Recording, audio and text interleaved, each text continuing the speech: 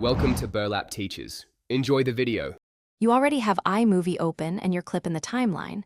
Start now by duplicating the project to preserve the original. Once done, decide the target aspect. For YouTube, choose 16:9. For Instagram, choose square or vertical. Make sure your primary clip is selected so any cropping applies to the correct footage.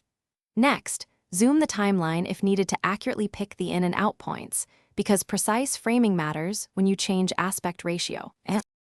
Now crop the clip. Select it and open the cropping tool, then choose Crop to Fill to manually set the visible area.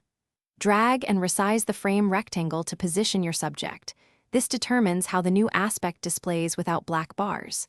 If you need motion, choose Ken Burns and set start and end frames, but be aware it may recompose action.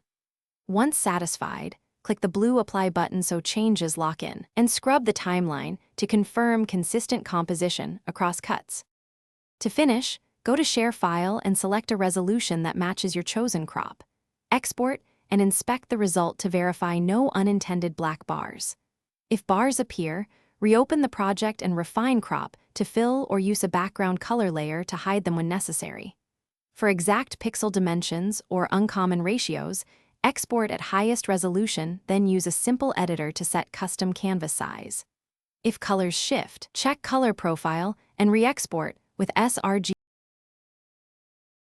Thanks for watching. Consider subscribing if this video helped you.